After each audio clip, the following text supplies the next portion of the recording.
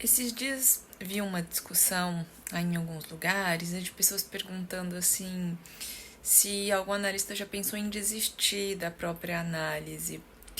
E acho que é interessante essa pergunta, porque a gente deveria inverter, na verdade, né? Não é fazer a análise pessoal como se fosse assim, tem uma lista de tarefas, né? Sustentar o tripé, minha lista, análise pessoal, supervisão e estudo. E eu só faço isso porque me disseram que eu tenho que fazer e é uma obrigação. Numa psicanálise, ainda mais pensando com o Lacan, assim, a gente se lembra de que se a gente se lança a oferecer a nossa escuta, a responsabilidade é nossa e não tem nada que nos garante. Não tem nada, eu estudei com fulano, eu fiz análise com ciclano, eu tenho diploma disso, daquilo. Nada disso garante a nossa ética e nem a nossa capacidade de trabalhar com cada pessoa que nos procura.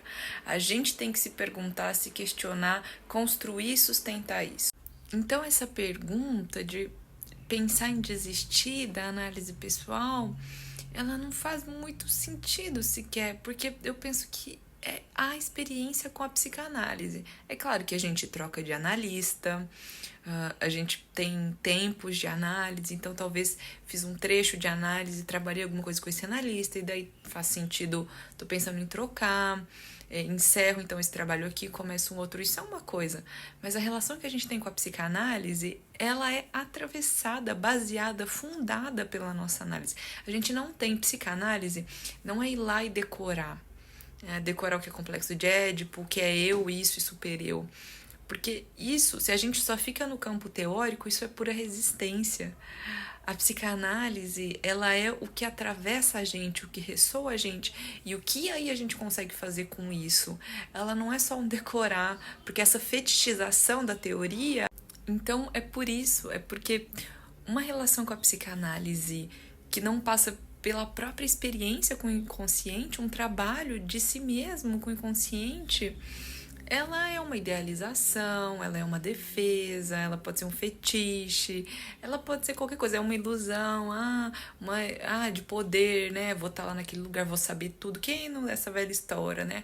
Vou estudar psicologia, psicanálise, no fundo é para saber de si, né? Com essa ideia, vou me tornar terapeuta, mas é porque queria resolver os meus problemas. Então, quase que uma covardia ali.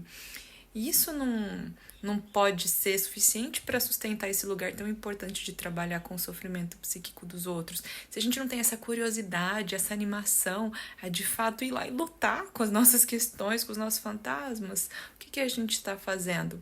Por isso eu penso que essa pergunta, tá trocada, assim, porque ela nem faz sentido, senão não é psicanálise.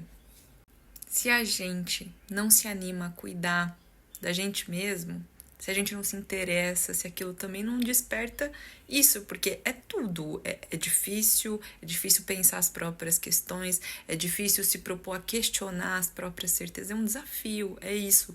A gente perde aquilo muito.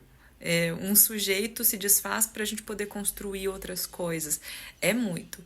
Mas se a gente não se encanta por isso, se isso também não traz essa alegria de uma jornada, de uma coisa tão interessante, se pensar por que eu sou assim, por que isso me acontece, por que eu reajo dessa forma, se isso não nos interessa, por que é que alguém iria se interessar em fazer isso com a gente? Assim, de onde é que isso ia vir?